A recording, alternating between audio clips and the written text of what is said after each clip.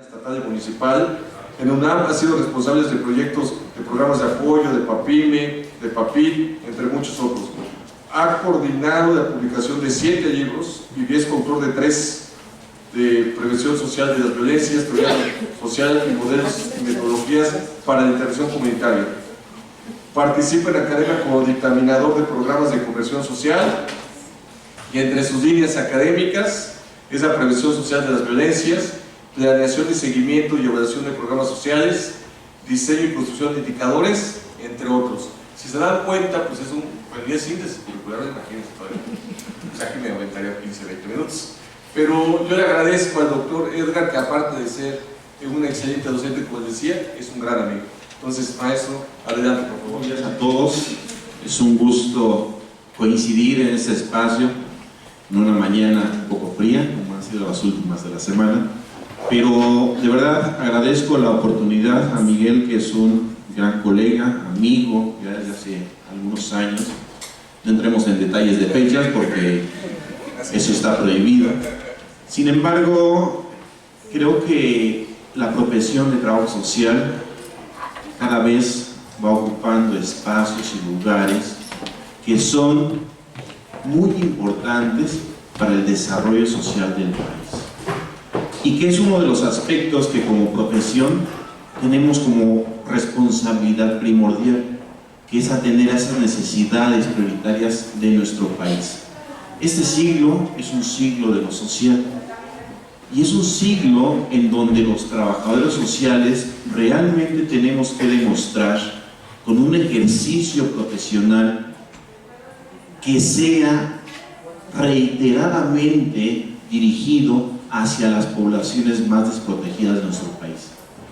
México, al igual que otros países de Latinoamérica, atraviesa por una crisis no solamente económica, sino una crisis social.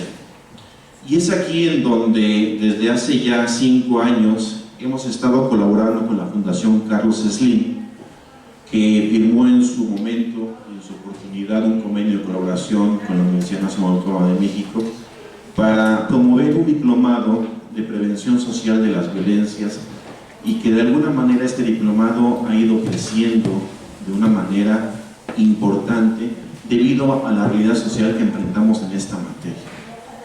Si ustedes hoy en día prenden la radio o prenden la televisión, todos los días van a encontrar un saldo rojo de muertes por violencia. Y es el punto más álgido en el que hoy en México se encuentra la violencia. Y podemos pensar en la violencia como esos hechos en donde no solamente limitan nuestra libertad, porque yo preguntaría, ¿quién hoy en día sale a la calle seguro de que va a regresar? Seguro de que va a mantener su integridad física, emocional durante el trayecto que realice. Nadie. Y no vamos muy lejos. Apenas en recientes días ya habrán escuchado esa noticia en donde fueron asesinados 10 campesinos en Guerrero, gente que venía de amenizar una fiesta, y que son acribillados aparentemente sin ninguna razón. Pero más allá de Guerrero, de Guanajuato también, de Baja California, de Colima, de Chiapas, apenas coincidimos en el Congreso Internacional en Chiapas con el gobernador Rutilio Escandón, y efectivamente se están haciendo esfuerzos, pero los esfuerzos van encaminados a un modelo en donde estamos reaccionando ante un panorama que está desbordado. Y la violencia hoy en día está desbordada. Pero la violencia no ha tocado fondo. Podríamos pensar que cuando llegamos en esa curva de la violencia, llegamos a un momento en el que tocamos fondo y ya no podemos ir más allá. Sin embargo, estamos todavía lejos de tocar fondo. ¿Por qué? Porque ahorita vamos a ver en la presentación que hoy les traigo y que les voy a compartir un aspecto que tiene que ver con el origen de las violencias y no con la sintomatología que tiene la violencia. Y la violencia entonces en su escalada ha llegado a lugares inimaginables en otros tiempos. Los muertos hoy en México son iguales a los que hay en países que tienen enfrentamientos armados por una guerra. Entonces, el panorama es álgido, la situación es preocupante, pero como trabajo social, como profesión, ¿qué estamos haciendo y hacia dónde tenemos que dirigir esfuerzos en esta materia? Porque cuando pensamos en violencia, lo primero que nos aparece en la cabeza son esas cifras rojas: feminicidios, homicidios dolosos, homicidios culposos, extorsión, secuestro, todos esos delitos que les llamamos de alto impacto. Y aquí tenemos que pensar justo en dónde están los orígenes de esas violencias. Las violencias es algo que sí vivimos todos los días, pero que cotidianamente, al estar expuestos ante esas violencias, las normalizamos. Y vamos normalizando este fenómeno. Antes, yo recuerdo en mis épocas, había un periódico local que cuando había un muerto, iba en su carrito con un micrófono anunciando el muerto que había habido la noche anterior o el día anterior. Y era algo que abrumaba, todos iban a comprar el periódico. ¿Qué pasó? ¿Quién se murió? ¿Por qué? ¿Cómo? Bueno, hasta eso se han quedado sin trabajo, porque hoy en día ya todos los días hay muertos. Y no vamos lejos, en nuestra misma localidad podemos ver hechos violentos. Y vamos normalizando la violencia. Y entonces, si pensamos en la violencia, efectivamente es un concepto histórico, pero es un concepto histórico que de alguna manera va permeando a las sociedades y que estas sociedades se van haciendo más o menos insensibles a los hechos de violencia. Y yo pensaría entonces, cuando decimos que...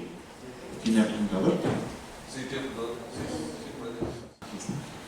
Cuando pensamos justo en este concepto histórico, nos vamos a un lugar y un contexto en el que se produce. Bueno, aquí tendríamos que pensar si efectivamente esa violencia tiene que ver con esto, con cuestiones de desigualdad social. Dicho entonces, debemos de diferenciar la violencia de lo que es la agresividad. La agresividad es un rasgo evolutivo que se comparte incluso con las especies animales.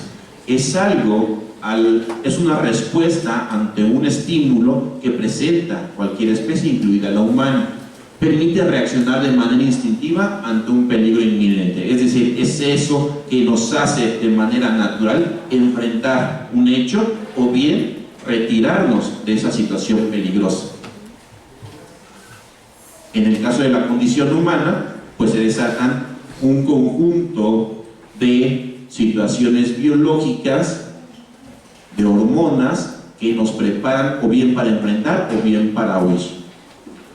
En cambio, la violencia tiene un componente social, y al tener un componente social, entonces significa que es algo no solamente digno de estudiar por la criminología, por la criminalística, sino también por disciplinas que están dirigidas hacia la intervención de los problemas sociales y que es nuestra profesión. Orgullosamente, y agradezco la introducción del maestro Miguel Ángel Espinosa, soy trabajador social y creo que eso está como parte de mi ser. En los últimos tiempos me he dado cuenta que soy trabajador social por herencia social, porque mi madre y mi familia siempre estuvieron trabajando con poblaciones que necesitaban de una intervención, de una orientación, hasta de un apapacho. Y entonces, el trabajo social lo llevamos tatuado en nuestra vida. Algún hecho nos hizo virar y mirar hacia la intervención social. Y cuando pensamos entonces en la violencia y pensamos en esta conducta socialmente aprendida, tenemos que pensar que efectivamente la violencia tiene un componente de desigualdad social, pero también de un abuso del poder. Es decir, es alguien que, dada la situación y el momento, lugar y contexto en el que se encuentra, abusa de otra persona. Muchas veces, incluso aunque sea al margen de la ley, existen personas, ¿verdad?, que no se dan cuenta de que tienen un abusador en su círculo cercano.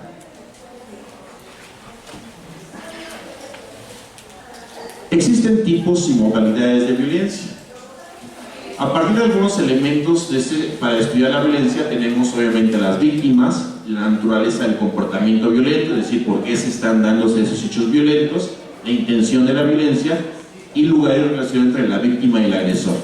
Bueno, se pueden encontrar en la literatura diferentes clasificaciones de violencia, pero realmente hay componentes entre un victimario y una víctima.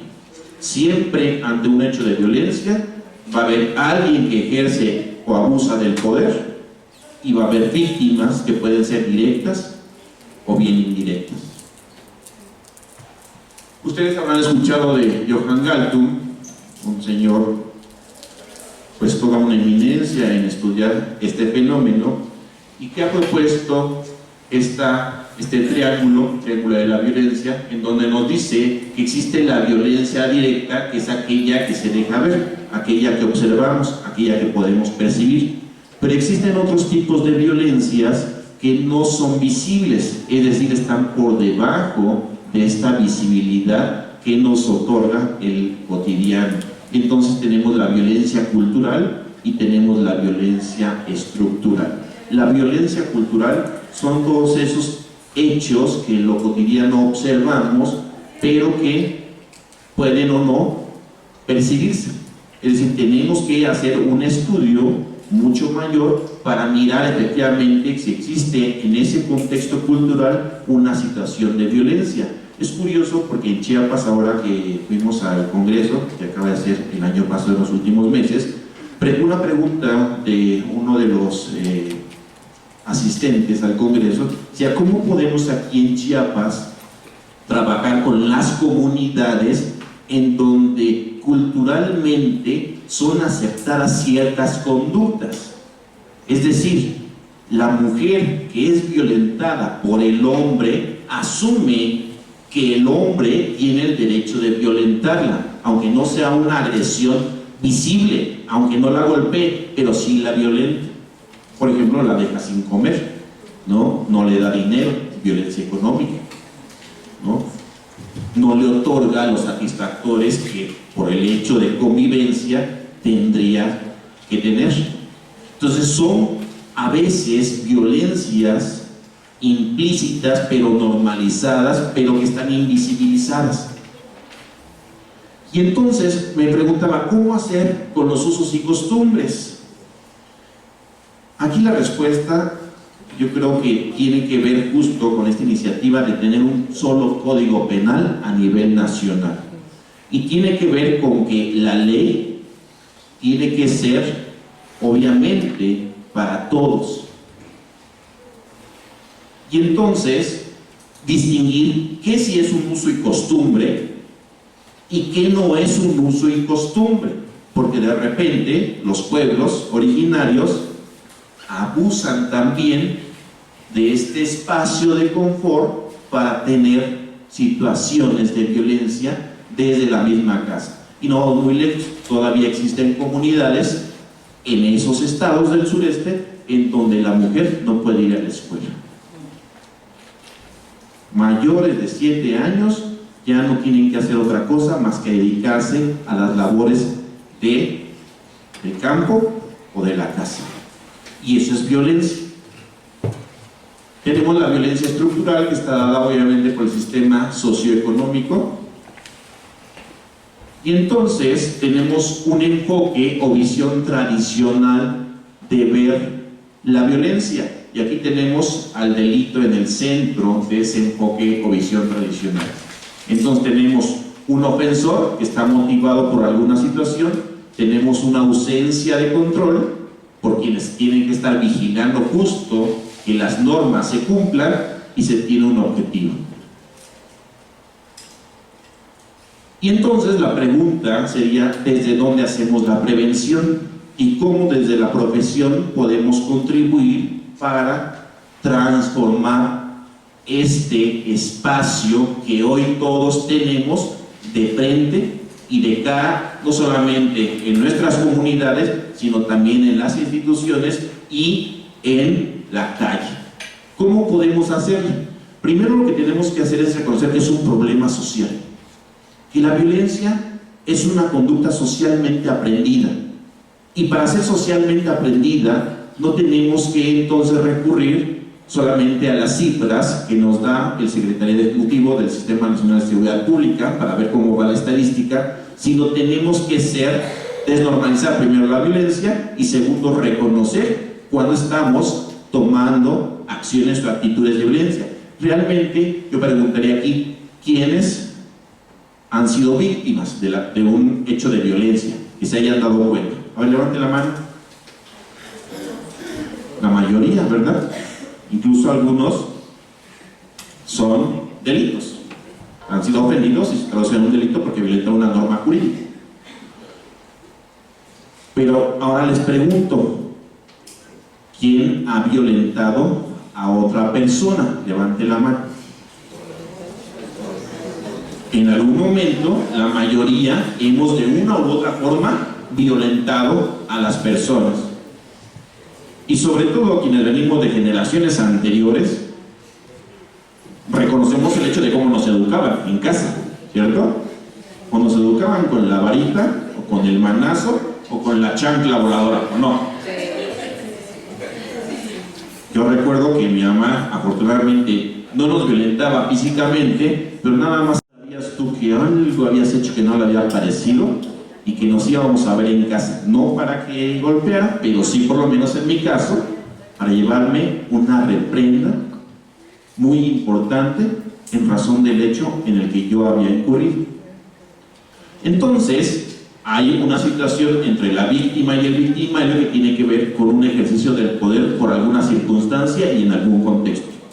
Y entonces tenemos que reconocer que es un problema social y que primero, la inseguridad no solamente reconocida con el gobierno de México como un problema de hoy, lo acaban de decir las cifras, 2019, el año más violento en la historia de todo el país, incluso superior, ahora sí ya, a tiempos de la Revolución Mexicana. ¿Sí? Para que nos demos cuenta de la magnitud. Y entonces, aquí solamente voy a tocar tres cosas. Crisis económica es un aspecto y un elemento fundamental justo para que haya un proceso de desigualdad social y por lo tanto abusadores y víctimas. Un modelo económico que vemos, el modelo neoliberal obviamente acrecentó las brechas de desigualdad social, la injusticia social, la corrupción, por supuesto, la no sanción, la no persecución de los delitos, la no investigación de los hechos delictivos y entonces también el ser omiso ante los hechos de violencia. Tenemos un enfoque de seguridad pública, que la seguridad pública es un enfoque preventivo o reactivo. Totalmente, ¿verdad? Reactivo. Entonces estamos reaccionando que ya tenemos la contingencia, ¿sí? Tenemos que tener más policías, tenemos que capacitar más a los policías, más a los ministerios públicos, tenemos que tener una Guardia Nacional, tenemos que tener más cámaras para la prevención situacional, tenemos que tener enrejados, a propósito de enrejados, bueno, yo vivo en una comunidad de una barda perimetral, y entonces a mí me da mucha risa que, por ejemplo, en las reuniones de vecinos de colonos, de repente la gente dice, no, es que aquí lo que debemos hacer es todavía subir más la barda, poner alambre en todas las bardas, cámaras en todas las privadas, porque eso va a desincentivar que los ladrones que están afuera vengan aquí adentro. Pero eso sí, son algunas personas que dicen que no construyan el muro en el norte del país, que Trump no construya muros. ¿Por qué va a construir muros? Con ese mismo discurso, ¿cierto? Entonces hay incongruencia entre lo que digo, lo que pienso y lo que hago, ¿o no? Entonces estamos en contra de una política de los norteamericanos, en específico del gobierno de Donald Trump, que quizás sea relica, lo más seguro es que sí, y entonces una política anti-inmigrante, y México en los últimos días, a petición del gobierno de Estados Unidos desde hace mucho tiempo, pues está sirviendo de filtro para detener a los migrantes, ¿no? Tenemos entonces este enfoque reactivo de seguridad pública. Entonces hay que poner Guardia Nacional en la frontera sur, y entonces no hay que dejar pasar a los migrantes para que nuestro vecino del norte no lo agradezca. Tenemos conflictos sociales y políticos, tenemos un deterioro indudablemente ambiental, y tenemos algo muy grave que cada vez es más latente, y que es la desigualdad social.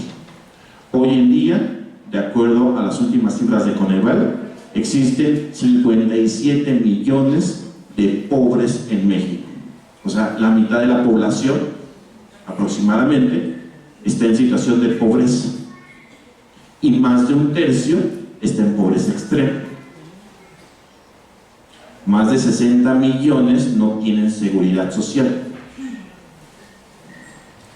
Ahora con el INSABI dicen todos van a tener seguridad social. Bueno, yo preguntaría entonces si hay un modelo económico que permita entonces transformar un país en función de los grandes problemas nacionales que enfrenta. Obviamente no va a haber dinero que alcance. Ni en los países más desarrollados alcanzaría el recurso para darle seguridad social a todos, lo que es una seguridad social real, no de ley nada más, porque lo más sencillo es poner una ley, ¿cierto? Y ya, pero son de esos derechos, como lo han sido en nuestra Carta Magna, injusticiables. Y entonces tenemos medición de delitos de alto impacto. ¿Por qué de alto impacto? Porque son los que socialmente nosotros como sociedad tenemos obviamente una recepción mucho mayor, pero también transgrede incluso nuestros propios derechos y libertades fundamentales. Entonces tenemos al feminicidio, tenemos al homicidio doloso, homicidio culposo, secuestro, extorsión, robo con violencia, robo con vehículo.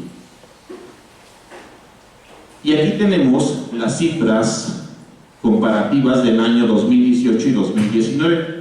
Entonces, vean, obviamente, este es el comparativo entre enero y diciembre de 2018, comparativo de enero-diciembre de 2019, y vemos cómo han aumentado, en algunos ha habido una disminución, pero en lo que más impacta, que son los homicidios dolosos, hemos tenido un aumento, solamente en las cifras oficiales. A esto tendríamos que sumarle todas aquellas personas que tienen una carpeta de investigación por desaparición, porque no sabemos, obviamente todavía no hay un registro de que la persona murió, si fue homicidio culposo, homicidio doloso u otra situación. Tenemos los feminicidios, que también han subido en el último año, de 891 ya registrados, dados a 976. Tenemos un 9.5% de aumento comparativamente al año anterior. Y tenemos algunos que tienen que ver con el secuestro y la extorsión, ¿verdad? Sobre todo la extorsión ha ido en un aumento muy importante. Y ahí nos podemos seguir con los demás. Podemos ver el mapa justo de la inseguridad. Este es un enfoque, recuerden, es un enfoque reactivo. ¿Sí lo recuerdan? Es decir, reaccionar ante una cuestión estadística. Y entonces tenemos ahí el mapa de la delincuencia, ¿no? Tenemos el mapa que nos dice cuántos delitos, aquí solamente tengo un ejemplo de feminicidios por cada municipio. Entonces tenemos, obviamente, entre los, yo te lo voy a abordar más adelante, los estados que menos paz tienen, Baja California Norte, y obviamente mucha de la parte norte del país, pero también en los últimos años en la parte del sureste del país. Recordarán que antes, pues, obviamente, Yucatán, Quintana Roo eran espacios que estaban un poco al margen de las olas del crimen organizado. Hoy en día ya no es así. Sin embargo, podríamos pensar, bueno, Aquí en México tenemos un número de casos elevados, pero también es por la densidad poblacional, y eso también es de verdad. Habría que distinguir cuántos, en este caso feminicidios, hay de acuerdo a cada 100,000 habitantes, porque Colima puede tener un número alto, ¿verdad?, de homicidios, pero la población es pequeña. Entonces eso no lo pasa en primer lugar, sino que va bajando escalones justo por la densidad poblacional. Y entonces aquí tenemos el mapa, pero vean, coincide el mapa también en algunos aspectos. Siguiente. Ahí tenemos cuál es la tasa y el total. Y entonces el mapa coincide justo con las cifras absolutas. Y aquí en el centro del país, que obviamente, ¿verdad?, hay una mayor concentración, pues tenemos aquí un poco rojo importante. Y aquí tenemos solamente algunos municipios, los primeros 100 municipios, en este caso la Ciudad de México son alcaldías, y tenemos sí los delitos por cada 100,000 mujeres que habitan en esa demarcación. Por ejemplo, en Iztapalapa, ¿verdad?, tenemos que ocupa el tercer lugar en feminicidios a nivel municipal en el país. ¿Sí? Tenemos Monterrey, que está en Nuevo León, Culiacán, Ciudad Juárez, y ahí nos vamos. Gustavo Amadero tiene una densidad poblacional alta, sin embargo, tenemos 1.47 en la tasa, y obviamente tenemos en el Gustavo Amadero 9 reportados en el año anterior, ¿no?, contra 13 de Iztapalapa, por ejemplo, por algunos ejemplos. Bueno, ese es un enfoque, y el enfoque de seguridad pública entonces se refiere justo a estar midiendo la incidencia delictiva, a estar midiendo en función de cuáles son las zonas que tienen mayor violencia, pero también hay otro enfoque, un enfoque complementario al anterior, y que tiene que ver con el enfoque o una visión alternativa, y que tiene que ver con un panorama nacional, pero en la construcción de paz. El Instituto Económico para la Paz nos dice que aquí en México, obviamente en 2019, este es el mapa de construcción de paz. Entonces, aquí vamos a ver que hay obviamente correspondencia con el otro enfoque, es decir, los estados que tienen menor construcción de paz, son los que están en rojo, son estos: Baja California Norte, tenemos obviamente a Guerrero, tenemos a Colima, tenemos a Guanajuato, tenemos a Chihuahua, tenemos a Sinaloa. Y a Sinaloa ahorita les platico una anécdota. ¿Recuerdan el evento del Culiacanazo? Yo me preguntaba, ¿por qué la Fundación del DIF trabaja en este diplomado, en este esfuerzo, con un aliado estratégico que es USAID, o USAID, para quienes lo ven así, de los Pueblos Unidos de América, que es una organización de los Estados Unidos que otorga financiamientos para colaborar o contribuir en disminuir la violencia aquí en México, y con el programa Juntos para la Prevención de la Violencia? Y entonces mis compañeros, yo iba a dar obviamente capacitación aquí en la Ciudad de México y en el Estado de México, pues porque obviamente está como más a disposición. Entonces un día recibo una llamada, es un paréntesis, una llamada: oye maestro, necesitamos que nos apoyes en tal lugar. ¿En dónde? No, pues en Culiacán. Pero si iba a ir la compañera. Dice: no, es que ¿qué crees? Que JPB y USAID tienen prohibido que la gente que trabaja con los recursos y en esos organismos vaya a Culiacán. Pero pues si Culiacán en los últimos años ya ha disminuido su tasa de incidencia delictiva, etc., pues ya después lo entendí. Justo en el día del taller, cuando terminé el taller, que fue el día jueves y que ya era mi regreso, sucede este evento de Culiacán.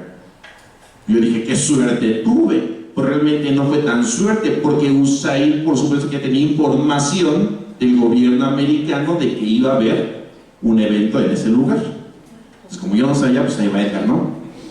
Y entonces me pasó como un día, un doctor me contó, y yo siempre rememoro esta anécdota, porque un día que invitaron a un doctor a hacer, compañero colega, a hacer una presentación en un congreso de neumonía, pues cayó enfermo y tuvo una crisis de neumonía, ¿no? Después lo invitaron a Veracruz para hacer una conferencia sobre enfermedades infectocontagiosas del aparato gastrointestinal, y le dio diarrea.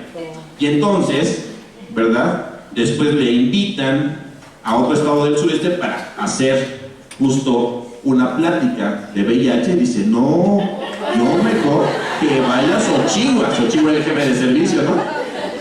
Ese doctor, que lo aprecio mucho porque me aprendí mucho de él, es el doctor Napoleón González Saldaña, del Instituto Nacional de Pediatría, jefe de infectología. Y Xochitl era el jefe de sección. No, que vaya Xochitl. Así me pasó a mí. Fui a dar una plática de prevención social de las violencias y el delito, y ese día me toca el culiacanazo, ¿no? Tremendo, tremendo. ¿Y a qué me refiero con esto? Que Culiacán entonces sigue siendo un estado que tiene mucha violencia. Y entonces, ahí en ese informe se dan algunos detalles en donde lo que más se destaca es que Yucatán, hoy por hoy, sigue siendo el estado más pacífico, pero no está ausente de la violencia, ¿cierto? Seguido de Campeche, Tlaxcala, Chiapas e Hidalgo. Chiapas, lo puse de otro colorcito porque Hidalgo y Chiapas hoy en día están teniendo una escalada de violencia importante. Me paso al siguiente, y aquí lo que vemos es efectivamente una gráfica que nos muestra cómo en diferentes estados se ha incrementado justo el nivel de violencia. Llama particularmente la atención en 2018 el estado de Quintana Roo y de Oaxaca.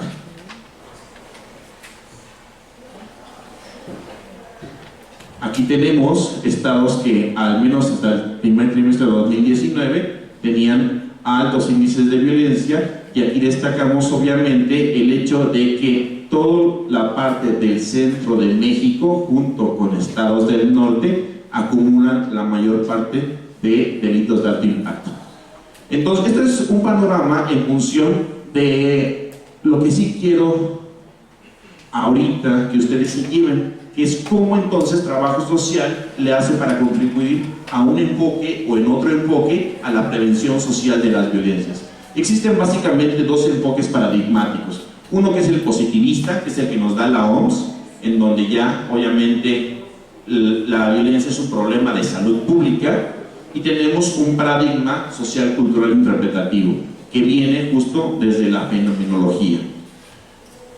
En el primero, en el enfoque positivista, tenemos dos modelos. Un modelo que tiene que ver con la seguridad nacional y otro que tiene que ver con la seguridad humana.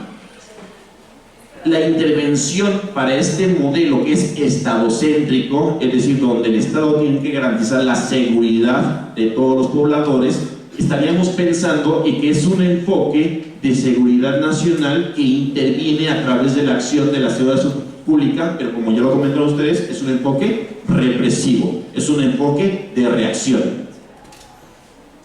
Hay una transición hoy en día, aunque es el mismo paradigma positivista, a transitar hacia un modelo antropocéntrico. Eso significa una transición hacia un enfoque no de seguridad nacional, sino de seguridad humana, que tiene que ver con un enfoque de seguridad ciudadana. Es decir, un enfoque preventivo en donde la seguridad ciudadana lo construimos todos. Y entonces apela justo a estos espacios en donde la gente tiene que ir rescatando lo que ha dejado en manos de la delincuencia. ¿Por qué no vamos al parque a ejercitarnos? Por miedo.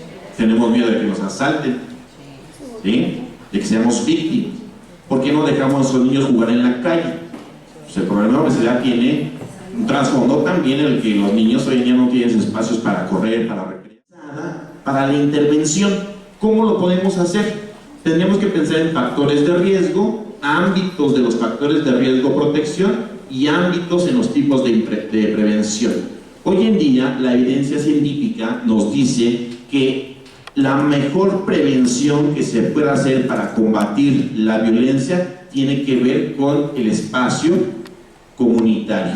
Es decir, para aspirar a una prevención social de las violencias tenemos que forzosamente hacer trabajo comunitario, porque el tejido social se ha resquebrajado gracias a que nosotros, como actores justo de una comunidad, hemos dejado de participar en comunidad.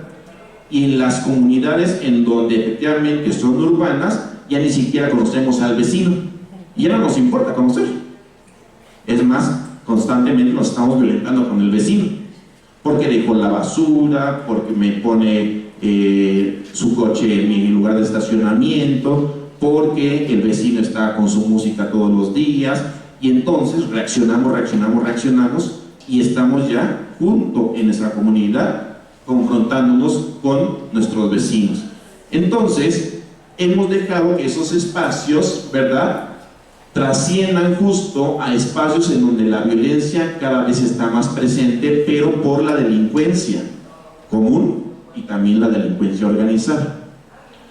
Este enfoque de modelo de prevención de violencias tiene que ver con factores de riesgo y protección, que nos lo dice la OMS, en donde existe justo un sistema en el cual podemos intervenir desde trabajo social, pero haciendo énfasis en la prevención comunitaria. Esto no exime a que hagamos trabajo situacional y también psicosocial. Si lo viéramos de otra manera,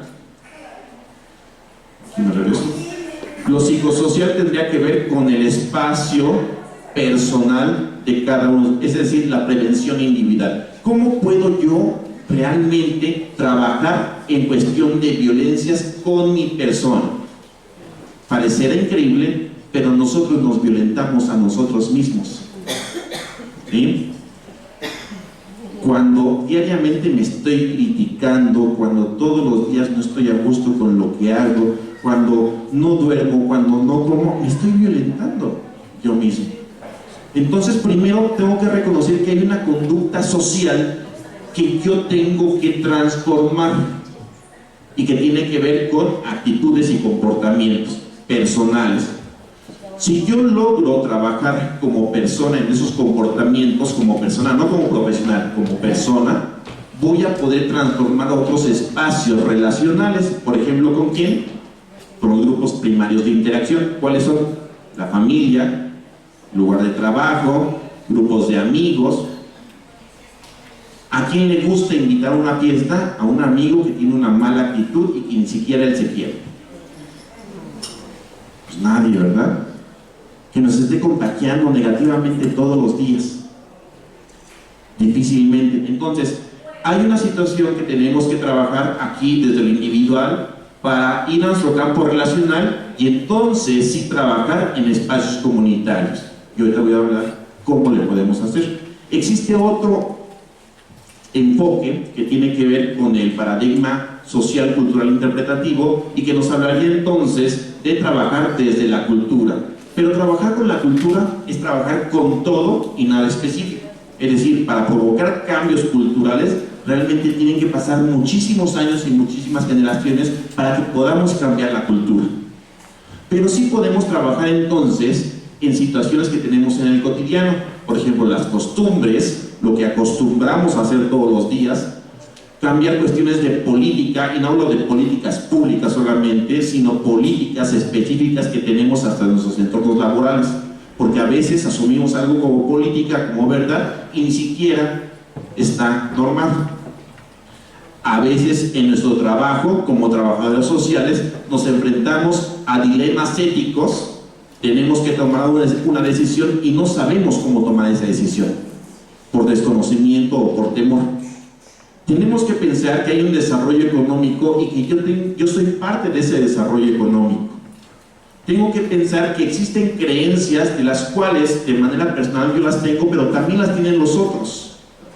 Tengo que saber valorar y trabajar con eso. Una religión, tenemos arraigos y tenemos pertenencias. Voy a dar el Juan Gabrielazo ya aquí, ¿no?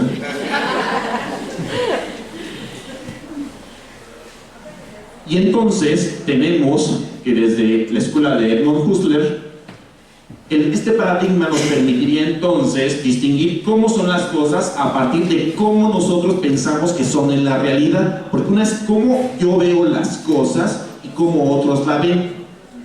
Una cosa es mi percepción y la percepción de los demás. Pero cuando ya hay una percepción colectiva de la inseguridad, significa entonces que ya no es solamente mi percepción, sino una percepción compartida.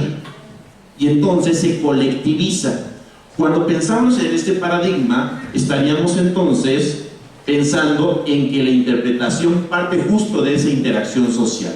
Entonces deben estudiar las interpretaciones y significados que le da la gente justo al hecho social en el cual quiere intervenir. Ejemplo muy claro, ustedes cuando dan una atención a usuarios, trabajan en alguna institución, deben de saber cuál es la percepción que tiene la gente de trabajo social para poder trabajar con esas personas.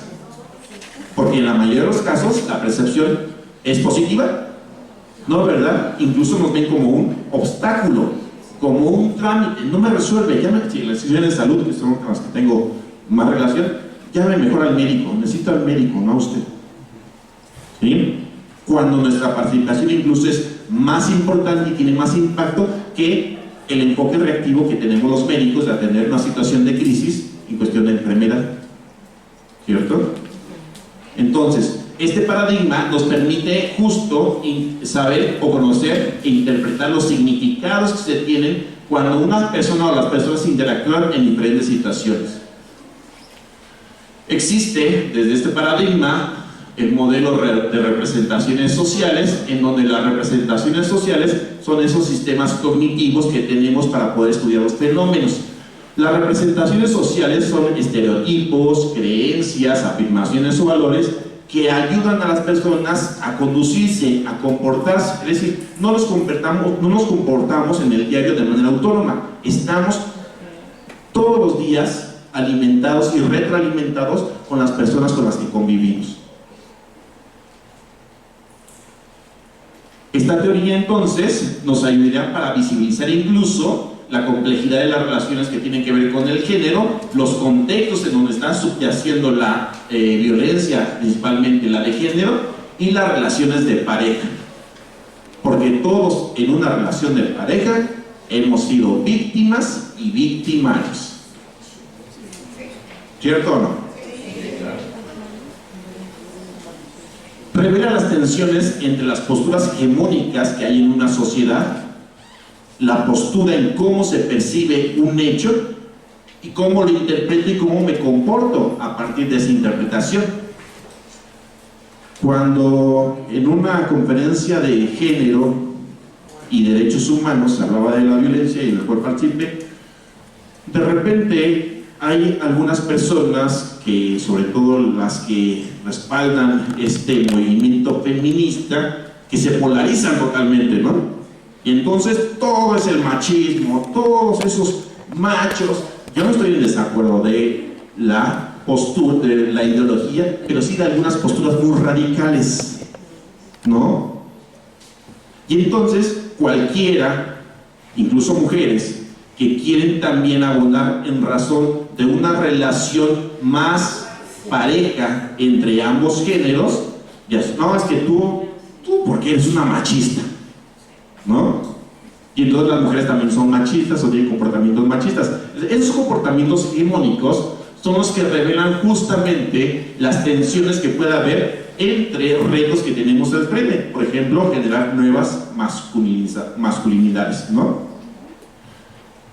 Cuando pensamos también en cómo trabajar la prevención del delito y las violencias con relación a los derechos humanos, tenemos que pensar que, aunque suene trillado, la educación es fundamental. Y la educación no es algo que yo adquiera hoy y que me lo debo no solamente un diploma, que efectivamente garantiza que lo hice con los cánones que me está dictando la academia, sino significa que de esa educación yo puedo retomar para tener un mejor ejercicio profesional y para ser mejor como persona. Porque puede haber personas, y las hay, que nunca acudieron a una institución formal de educación, pero que tienen y demuestran mayor educación que otras que sí tuvieron ese privilegio, ¿cierto?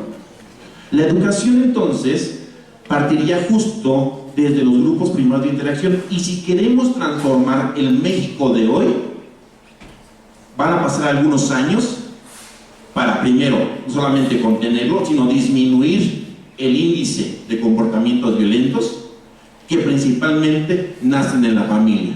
Hablamos de los delitos de alto impacto, ¿recuerdan? Pero ¿cuál es el mayor número de carpetas de investigación que hay formadas en cuestión de lo que tiene que ver con la violencia familiar? Y en el 911, que ahora obviamente tiene un protocolo para reaccionar ante un hecho de violencia familiar, se reciben infinidad de denuncias, pero que la mayoría quedan solamente en un trámite junto a un juzgador que no hace una persecución del hecho delictivo, sino solamente trata de arreglar, que no quiere decir que no funcione, pero sí hay cuestiones que tendrían que atenderse porque ya hay muchos antecedentes y los feminicidios justamente parten de esa inatención que se tiene de las autoridades que están encargadas de perseguir el delito, en el que no le dan la importancia del caso. ¿Sí? También la gente se retracta. A mí me han tocado casos en que adultos mayores, sus hijos los violentan y la gente verdaderamente, o sea, yo los mando al CABI y les digo, les pueden poner una orden de restricción, pero ellos, no, mejor primero voy a hablar con él. Entonces también la gente, o sea, entra en esta esfera de Los este ciclo de justificantes, violencia. claro.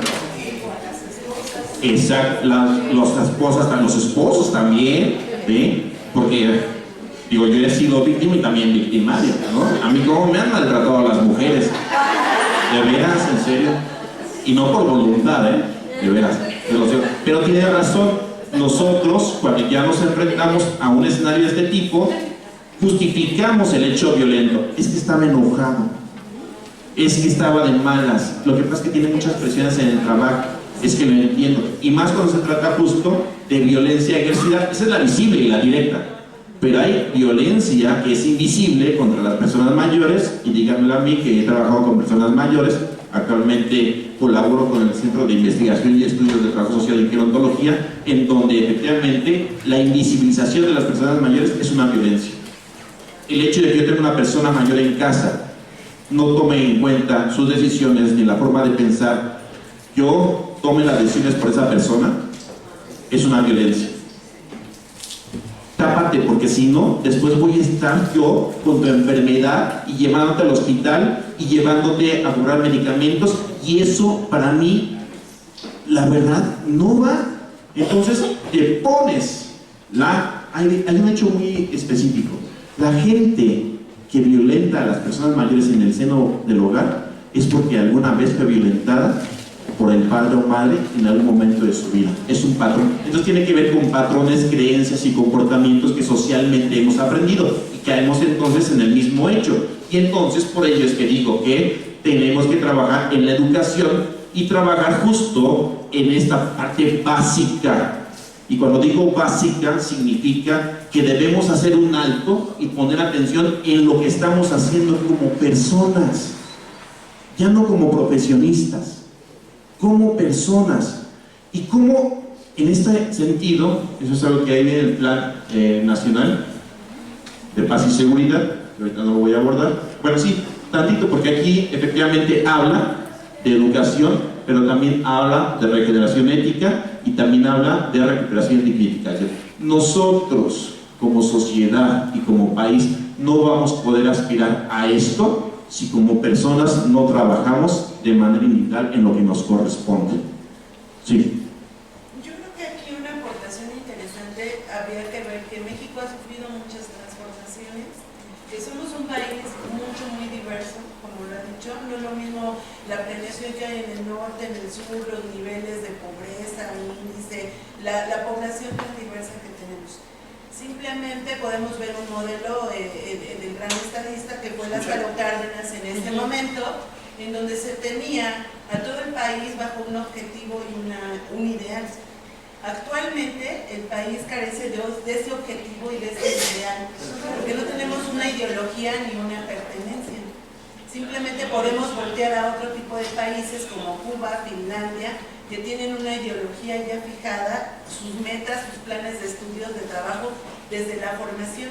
Y tú ya cuando tienes esa ideología y la tienes como padre de familia, como estudiante, como profesionista, lo transmites. Simplemente ahorita no lo hay y eso es algo muy importante.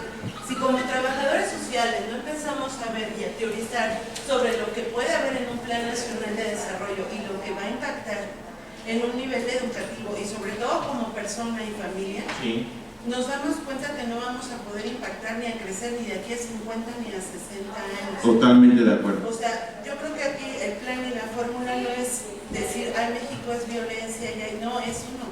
Uno la provoca y lo dice porque no hay respeto ni para llegar temprano, ni para poner, ni para hacer, ni en clases, ni lo que se da en una educación de gobierno, ni en un lugar de trabajo.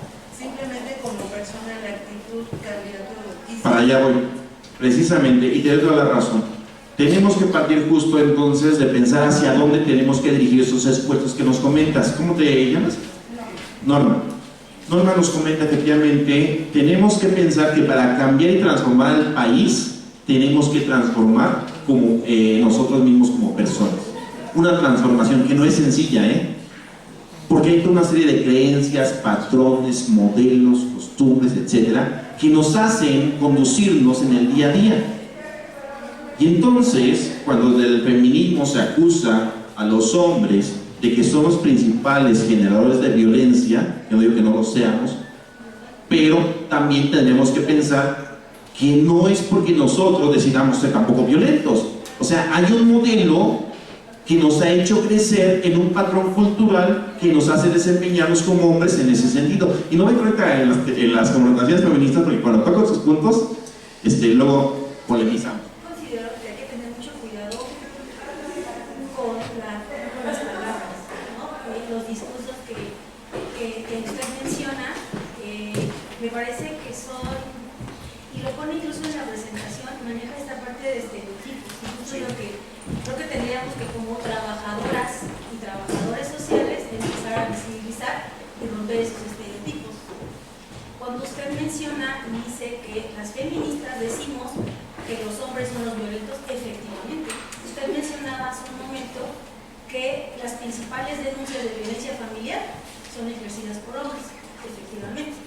Entonces, las feministas no es que digamos que todos los hombres son violentos, efectivamente todos los hombres son violentos, porque no necesariamente tiene que ver con una violencia física, tiene que ver con micromachismos, tiene que ver con gaslighting, que es una violencia sumamente suave, ¿no? Que incluso está respaldada por todo un sistema patriarcal de instituciones, ¿no? de mujeres, como usted bien menciona, porque efectivamente las mujeres no salimos de este machismo. Yo, incluso asumiéndome como feminista, también sigo siendo machista, porque crecí en un ambiente machista. Correcto.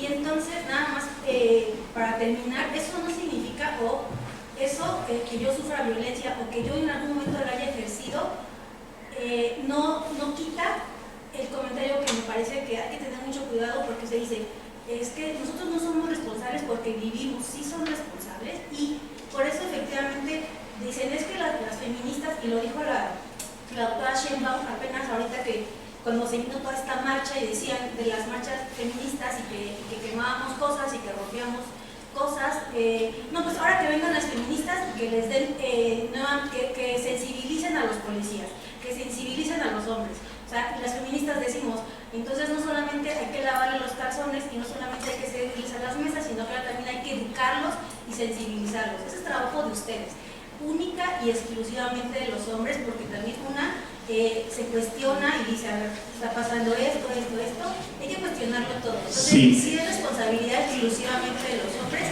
y que somos radicales, pues a lo mejor sí, para algunas personas, algunos hombres machistas, algunas mujeres machistas, pues sí seríamos radicales, porque ponemos el dedo en la llaga. El feminismo justamente es lo que hace. Si el feminismo no incomoda, no es feminismo.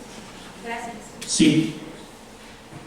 Estoy de acuerdo en alguna parte, en otra podemos seguir charlando al respecto. Lo que sí creo es que no es responsabilidad exclusiva, sino también es responsabilidad compartida de todos como sociedad.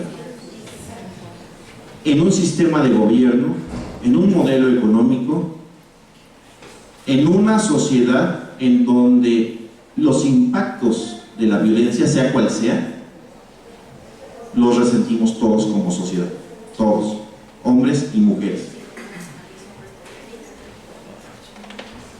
Podemos polemizar al respecto y por supuesto nos sentamos a una charla, pero sí, termino con ese comentario y me sigo porque se me agota el tiempo. Sí. Para polemizar, hay índices y niveles de mortalidad en México. Uno de ellos es esta cuestión de la violencia.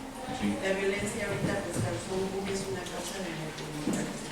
Efectivamente, hasta la esperanza de vida, y lo veo, me da lástima que no trajo acá, que ahorita la fuente directa, pero en salud también, estas causas de mortalidad se han impactado también en los hombres. Los hombres mueren a más temprana edad que las mujeres. Sí, por Y hechos no un violentos. riesgo, y vamos a eso, y no por un riesgo de enfermedad, sino precisamente por hechos violentos que han sido. La conozco y es, en hombres, es la 7ª causa de mortalidad general. Sí.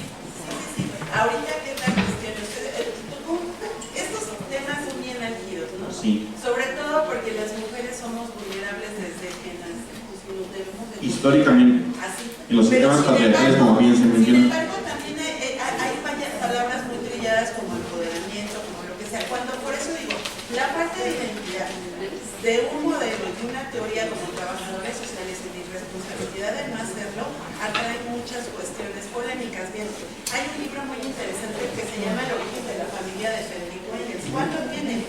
Y es una teoría marxista, y siempre ha sido una teoría económica basada en modelos económicos centrados en la mujer, en donde el marxismo da el poder absoluto a la mujer, y ahí se da. Sería interesante que lo leyeran y lo retomaran para esas cuestiones de violencia, y vamos a encontrar muchas cosas que desconocemos y que impactan directamente en eso. Por eso vuelvo a decir, un país que no tiene un modelo económico que se transmite, nos va a costar 1 y 20,000 veces, si no es que diga que Cuba es el mejor país y Finlandia no, pero ya tienen el cassette aquí puesto, Claro. y saben exactamente qué es lo que se hace y qué no se hace. Y aún así. ¿Qué es lo que hemos hecho? ¿Qué es lo que hemos hecho ahorita? Importar modelos y copiar modelos que no funcionan. Tropicalizar le llaman, ¿no? Ajá, o por ejemplo, en el Distrito Federal, ¿qué se hizo?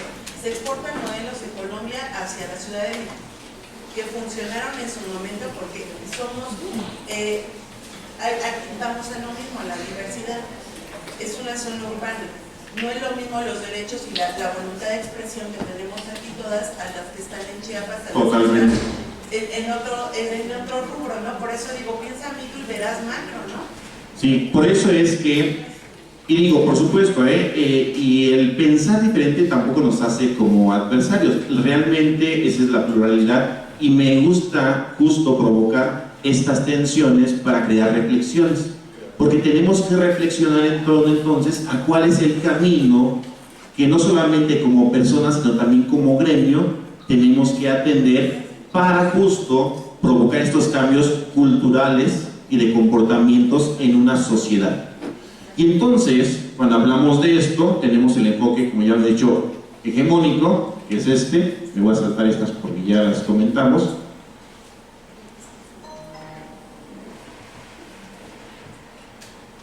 Y tenemos un enfoque que tiene que ver con el respeto a los derechos humanos. Y ahí no hablamos ni de hombres ni mujeres. Hablamos justo de un enfoque que tiene que ver con el respeto irrestricto a los derechos humanos. Y entonces tenemos que trabajar sobre la violencia estructural. Tenemos que hablar de que es una violencia estructural dada por una condición de desigualdad histórica.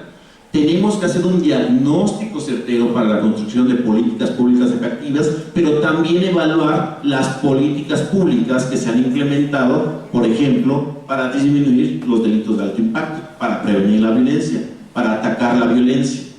Tenemos que ver justo la responsabilidad que tiene el Estado y la sociedad en su conjunto para prevenir, investigar, sancionar, para poder hablar después de erradicar. Tenemos entonces que promover acciones centradas en la modificación de estos patrones socioculturales. Y cuando hablamos de patrones socioculturales, estamos hablando de patrones en sociedad, independientemente del modelo hegemónico que en el momento esté dictando las pautas o normas de conducta. Entonces, en este modelo tenemos que hablar de qué elementos tenemos en la comunidad para poder entender la cultura, la historia de esa comunidad, la organización social de esa comunidad, entender que la comunidad es un elemento abierto, es decir, no es una esfera cerrada, que no tenga cabida o no tengan cabida otras expresiones o comportamientos. Estados Unidos es un país de inmigrantes, y entonces, así como en México, es un país con muchos comportamientos, usos, costumbres y formas de pensar. También nosotros.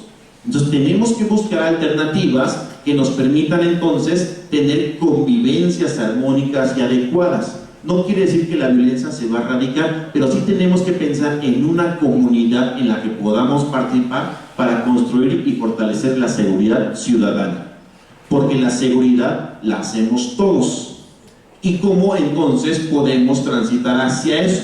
Para pensar en un modelo de seguridad en donde las personas tengan garantizadas sus libertades básicas, tenemos que pensar en proyectos de intervención con la participación de la ciudadanía que se traduzcan justo en programas y políticas públicas. Por eso es que hoy se apela justo a los proyectos que se hacen desde la comunidad, desde las personas, con la participación de estos, para orientar los programas y para orientar la política pública. Pero no podemos hacerlo como profesionales solamente con el pulso de lo que nos dicta la cotidianidad. Tenemos que hacerlo de una manera racional, pensada, efectiva, y que emplee no solamente teorías sociales, sino también metodologías acordes a la teoría social que estoy utilizando yo para comprender el fenómeno social en un contexto determinado. Y entonces tengo que ser congruente. Utilizo una teoría y una metodología que me permita transitar en función de lo que la teoría me está orientando, que tampoco es ley ni es norma. Pero si no se vale entonces tener en el discurso ciertas teorías y en la metodología hacer otra, ¿sí? Porque pensamos de una manera y decimos, pero hacemos otra. Entonces, ¿qué tenemos que hacer? ¿Cómo hacer esa transformación? Con referentes teóricos. Tenemos que hacerlo con metodologías consistentes con estos referentes teóricos. Personas que sean referentes para construir el sueño, es decir, que sean inspiradoras. Pero una persona inspiradora no es aquella que se lleva los aplausos en un espacio, en donde se dicta una conferencia.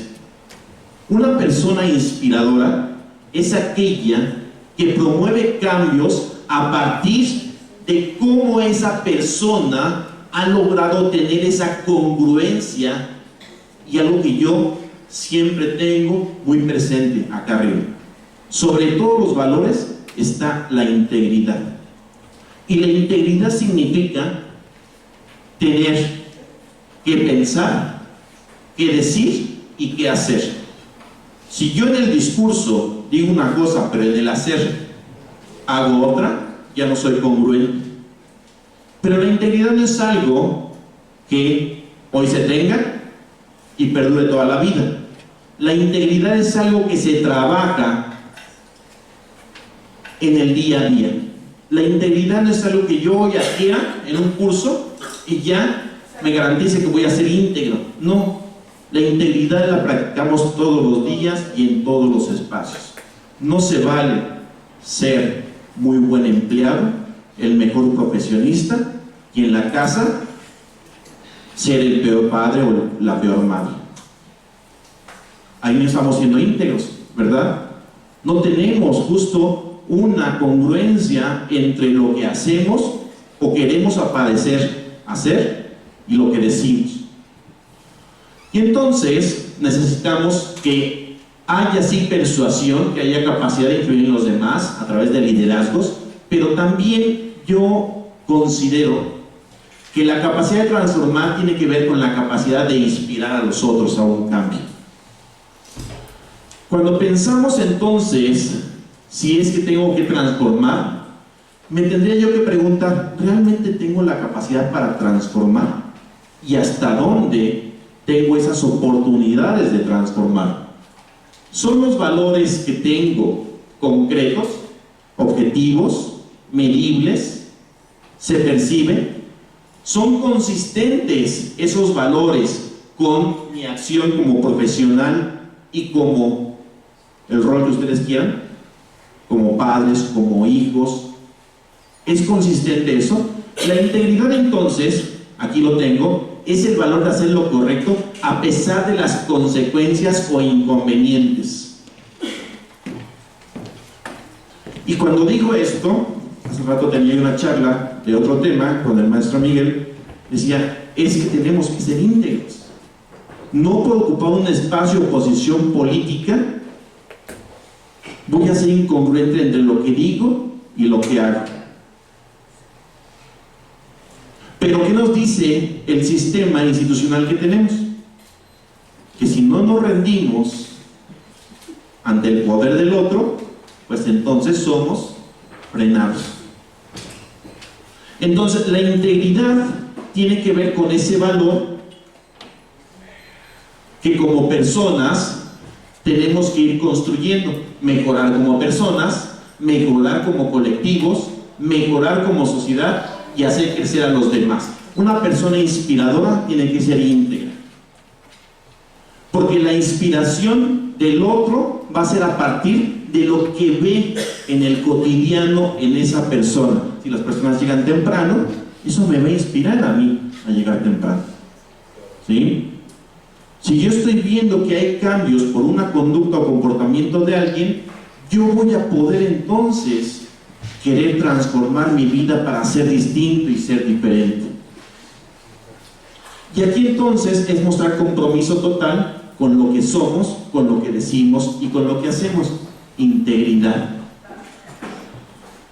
Y la integridad es algo bien difícil de conseguir, pero una vez que lo conseguimos y lo hacemos parte de nuestra vida, es sencillo que perdure, y nos vamos entonces permeando de algo que yo le llamo, en las representaciones dirían que hay un nodo fundamental que nos hace comportarnos, porque así crecimos y aprendimos, pero hay remodelaciones que vamos teniendo y que nos van o haciendo más susceptibles a ser menos íntegros, o nos van blindando para que esa integridad perdure.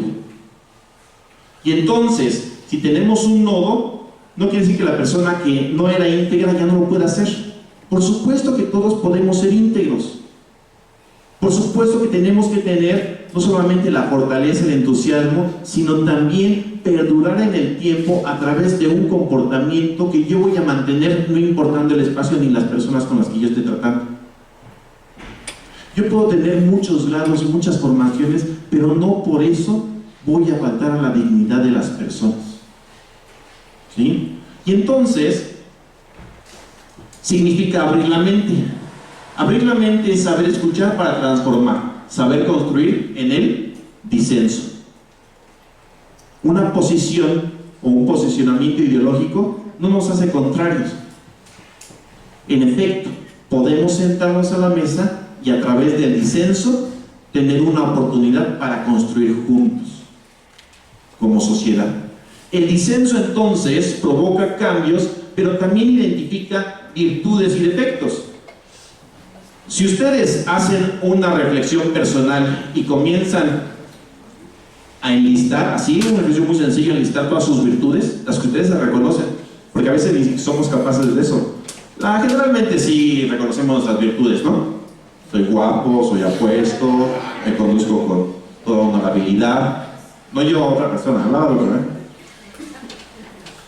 Generalmente lo podemos hacer sencillo, pero cuando nos enfrentamos a los defectos, podemos reconocer nuestros defectos.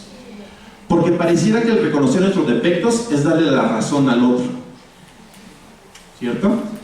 Y en esa lucha intestina de poder, y yo digo infértil, pues entonces nos cuesta reconocer los defectos. Pero si no pueden hacer su lista, ya tienen la de virtudes, no pueden hacer la lista de defectos, pues pregúntenle a su pareja, pregúntenle a su mamá, ella les completa la lista totalmente, ¿no?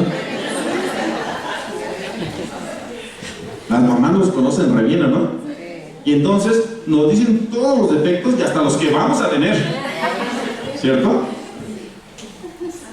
Tenemos que cumplir compromisos concretos. Abrir la mente significa cumplir compromisos concretos que me hago en el día a día. Si yo me hice un compromiso de levantarme temprano, lo cumplo. Si no, no estoy faltando a los demás, me estoy faltando a mí mismo. Si yo me propuse entrar a un diplomado y terminarlo, lo termino. Esos son objetivos concretos. Si yo me propuse hoy no dormirme en esta conferencia tan aburrida, entonces lo compro, ¿no? Si me propuse dormir, pues también lo compro, así es que duérmanse todos, ¿no? O sea, mantener entonces la integridad. Aquí voy a terminar ya con esta charla porque ya creo que me excedí. Anterior me dieron 10 minutos y no, pues 10 minutos para nada, ¿no? Mantener la integridad. Entonces, hashtag mantener la integridad. La integridad es algo que se tiene que trabajar todos los días. El ser íntegro es pensar, decir y hacer en el cotidiano, todos los días, en todos los espacios de mi vida, en todos los entornos, ante cualquier crítica, ante cualquier miramiento, ser íntegro. La persona que se muestra así, créanme, que no solamente va a tener la integridad personal, sino va a ser capaz de transformar. Y no quiero decir con esto que sea bueno o malo el cómo piensen, digan y hagan, pero si mantienen esa integridad en toda su vida, seguramente van a inspirar a personas. Y como trabajadores sociales hoy en día, tenemos que tener esa capacidad de inspirar. Inspirar a que la gente sea mejor como persona, sea mejor como familia, sea mejor como sociedad. Inspirar significa el que trascienda ese ejemplo de vida hacia los demás. Y tenemos muchas personas que han sido íntegras e inspiradoras. Yo admiro mucho a una persona que para mí marcó un rumbo muy preciso, justo en la integridad, ¿sí? Y que esa persona, que todos la conocen, que es la Madre Teresa de Calcuta, palabras muy sabias de una mujer, pero era íntegra, que en todos los espacios, no importando que fuera la ONU, hacía lo que pensaba y decía lo que pensaba, a pesar de todo lo que pudiera en ese momento salir. Entonces yo los invito a ser íntegros como trabajadores sociales. Si quieren saber más de metodologías y de teorías, hay formaciones específicas para saber cómo implementar proyectos a nivel relacional con las familias, trabajar mucho con las familias. Quien trabaje con las familias, pero sobre todo con quien trabaje con las personas, tiene que trabajar desde una postura ética. Los valores y la ética son componentes axiológicos y deontológicos que tenemos, pero que no miramos en nosotros mismos. Es decir, nosotros tenemos valores, pero esos valores los movemos a conveniencia siempre, ¿sí? Entonces, habrá que pensar cuáles son mis valores principales, saber cómo puedo permear en los otros y cómo puedo transformar mi espacio. Hoy en día, llévense eso. Quiero transformar, me voy a transformar yo. Me saludo, saludan, ¿sí? Qué feo es que uno saluda y no te saludan, ¿verdad? ¿Lo voy a dejar de hacer? No, yo sigo saludando. A la 10ª ocasión que yo mire a los ojos a alguien y salude, me va a saludar, así sea una persona que nunca me saludaba, ¿sí? Entonces, practiquen esos valores personales, llévenlos a su trabajo, sean íntegros, sean felices, sean de mente abierta, sean felices con sus parejas, con sus personas, y si no lo son, demuestren su integridad. Si yo digo que no soy feliz ahí, pues entonces tomo la decisión correcta para mantener esa integridad. ¿De acuerdo? Integridad va a ser algo que construyan de hoy y hasta que se mueran. No es algo que hoy adquieran y ya sea íntegro por toda la vida. Y va a haber muchos embates, va a haber muchas cuestiones, incluso hasta de dinero, que les hagan restar integridad. Pero si son íntegros, créanme que van a tener mucho éxito, y yo les deseo mucho éxito a todos. Muchas gracias. Eso sería todo por hoy. Y muchas gracias de contacto. Cualquier cosa, estamos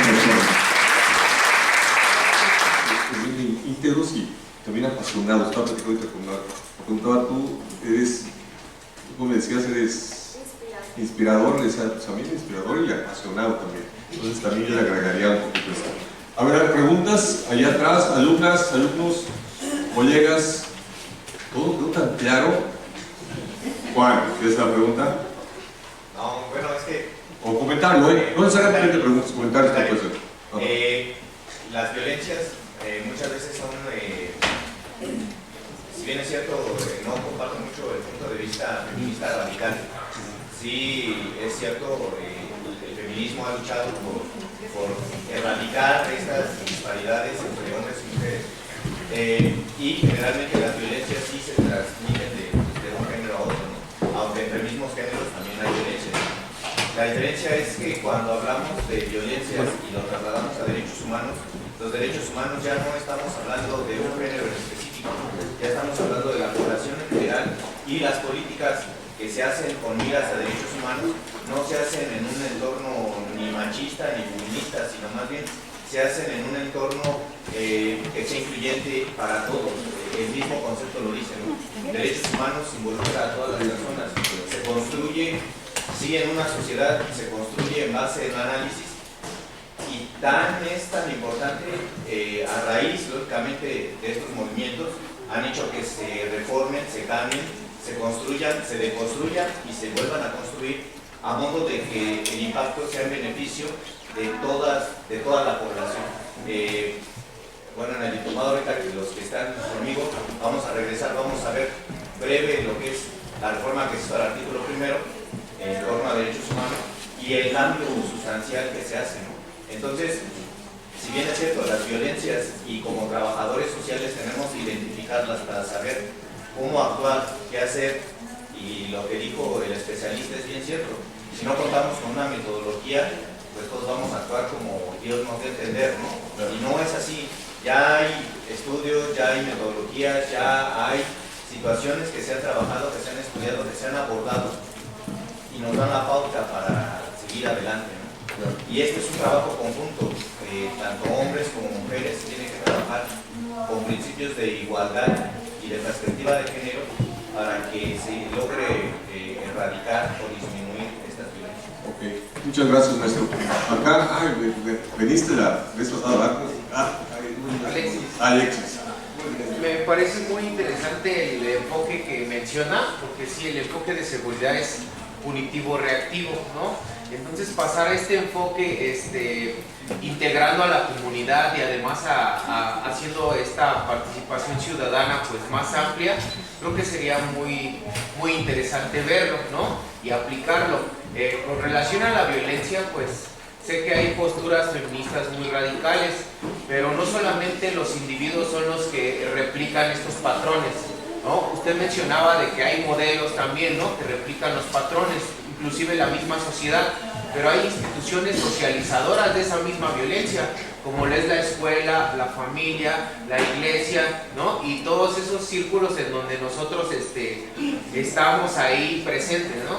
Entonces, creo que es muy interesante este tipo de temas, ¿no?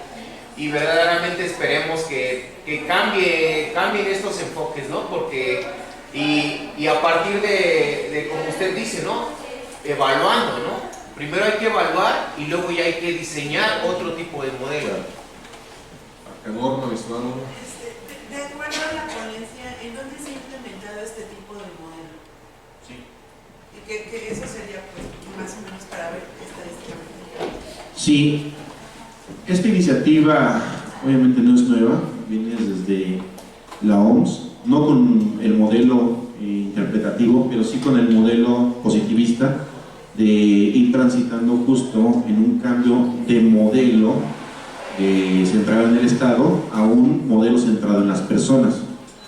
Desde 2011, en donde ya se reconoce por parte de la OMS, y justo que coincide con esta reforma al artículo primero de la Constitución Política, que también es de 2011, hay un programa que desde las instituciones pretende justo transformar las intervenciones. Por eso no quiere decir que se tengan que transformar para dejar el enfoque que tiene que ver con la responsabilidad que tiene el Estado para asegurar que todos tengamos justo esa seguridad pública, que es la responsabilidad del Estado, garantizar un Estado de Derecho, sino que hay un enfoque que paralelamente desde lo social podemos retomar para poder complementariamente trabajar, porque no quiero decir que solamente vamos a trabajar en comunidad y con los niños y entonces los delitos, ya no va a haber Guardia Nacional, ya no va a haber policía. No, por supuesto que tiene que reformar, sin embargo se tendría que trabajar de forma conjunta. Hay una ley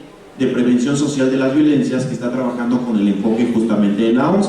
pero sabemos que parte justo de una ley que tiene lugar a partir de la creación de la Ley General de Desarrollo y que entonces se comienza a trabajar. Concretamente, ¿dónde ha habido experiencias? Ha habido experiencias importantes, comentaba Sinaloa. Sinaloa ha logrado reducir los índices de violencia familiar trabajando comunitariamente y de manera relacional.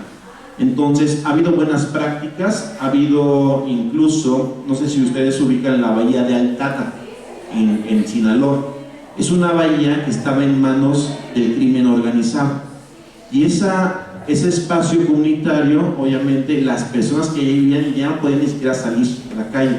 Se trabajó desde un enfoque comunitario, comenzando justo con un trabajo relacional, primero con los líderes, con las personas que ya en la comunidad tenían cierto reconocimiento y cierto liderazgo, para conformar transformaciones justo económicas y sociales en beneficio de los pobladores originarios de la bahía de Altata.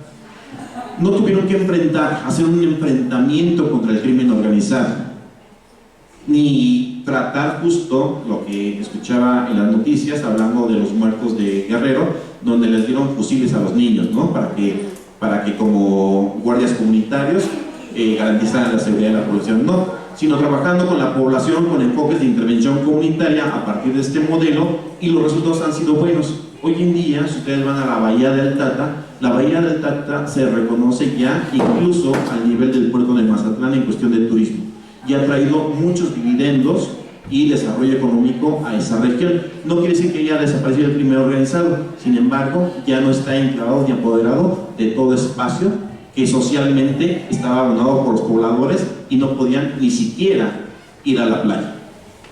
¿Sí? Entonces, esa es una experiencia que yo les comparto con los compañeros que trabajamos en Culiacán. Hay otra que es un parque lineal. Había un espacio que estaba directamente rodeado en todo lo que es Culiacán, el centro de Culiacán, rodeaba todo Culiacán para poder irrigar a los sembradíos que estaban en las zonas casi aledañas. Entonces, en algún momento se urbanizó tanto que digamos, esa línea que periféricamente rodeaba a Culiacán se dejó en el abandono, y era el lugar en donde las personas tiraban basura, crecía obviamente todo tipo de maleza, el crimen organizado y tiraba cuerpos ahí, ¿no? Y entonces con la comunidad se hizo un trabajo de intervención para rescatar y convertir ese espacio en un parque lineal. Y el parque lineal, pese a todos los obstáculos que ya y resistencia que presentó la comunidad, no solamente de índole político sino también económico, ha logrado ya que por fin se apruebe la construcción del parque lineal de Culiacán, que va a dar vuelta. Entonces es un espacio que no solamente va a agilizar la movilidad de Culiacán, sino que también va a permitir espacio de convivencia para las personas. Pero no solamente es la iniciativa, porque muchas veces se piensa que el trabajo comunitario es trabajar en un parque. Rescatar un parque es pintarlo bonito, o rescatar una comunidad es pintar un cerro de colores, ¿no? Entonces, sí es una actividad válida siempre y cuando haya un trasfondo y haya una evaluación de lo que se ha avanzado en función de disminuir los problemas sociales y ambientales que a raíz justo de un espacio, de un diagnóstico, se puede identificar para hacer ese cambio y transformar. Entonces, ese es otro. Y tenemos muchos, y los pueden ver en la página de vivemaseguro.org. En ese espacio, si ustedes quieren participar en el diplomado, también lo pueden hacer, es totalmente gratuito. Obviamente hay que reunir los requisitos ahí, pero que trabajamos con este enfoque. Vive Más Seguro, está el diplomado, pero también hay un curso que se llama Transformación Positiva de Conflictos, y significa dotar a la gente de herramientas fundamentales para resolver los conflictos por medio de la mediación, que fue un tema que comentamos allá en Acapulco y compartí con el maestro Miguel. Ahí van a poder ver ustedes no solamente trabajos interesantes, porque yo aquí me podría pasar todo un día practicándoles de muchas experiencias, pero habrá algunas que especialmente les interesen a ustedes. Entren al sitio, hay documentación y también hay oferta que ustedes pueden acceder para justo aprender estas metodologías. Las metodologías de intervención comunitaria para la prevención social del diplomado. Es un diplomado duro, es un diplomado que requiere de competencias profesionales, pero que les va a servir mucho para trabajar en proyectos de intervención comunitaria, ¿sí? Y también hasta en proyectos institucionales. ¿Sí? ¿Ya lo busqué solamente en línea? El diplomado es en línea y es presencial, es decir, la tutoría se da en línea, pero también acudimos a los estados a dar algunos talleres, sobre todo en la parte metodológica, que ya es en la arrastrar el lápiz, ¿no? Que ahí es donde les cuesta trabajo a las personas. A veces nosotros como profesionales decimos que sabemos hacer planes, programas y proyectos, pero ya que por casi 8 años fui jefe de planeación en la Escuela Nacional de Trabajo Social, me di cuenta que ni los mismos profesionales saben hacer planeación, programación y menos evaluación. Entonces, la evaluación es un aspecto muy importante para saber si un programa continúa con cambios, continúa tal y como está, o bien desaparece y da lugar a otro tipo de programa, con otro enfoque y otro diagnóstico certero, ¿sí? Entonces sí, ahí está la página Vive Más Seguro y ya terminó, ahorita acaba de terminar la última promoción, que es la 4ª generación, y va a iniciar una 5ª por el mes de abril. Entonces seguramente en este mes que sigue ya estarán las inscripciones abiertas. Está dirigido principalmente a funcionarios de los 3 órdenes de gobierno, federal, estatal y municipal, pero también está dirigido a público abierto, sobre todo gente que trabaja en acciones de intervención comunitaria. Entonces hay que hacer una carta de compromiso, etc., pero que sería muy valioso para aprender metodologías, cómo evaluar, cómo hacer indicadores, cómo utilizar metodología de marco lógico, cómo utilizar la teoría del cambio, que es una representación metodológica distinta a la positivista y que habla justamente de los cambios y las transformaciones que en el corto, mediano y largo plazo se tienen que hacer para transformar los entornos sociales, ¿sí? Entonces, cuesta mucho trabajo, es avalado además por la UNAM, porque hay un convenio, y creo que en materia de prevención todos tenemos que aportar, seamos profesionales o no. ¿Y desde dónde? Pues de nuestras familias.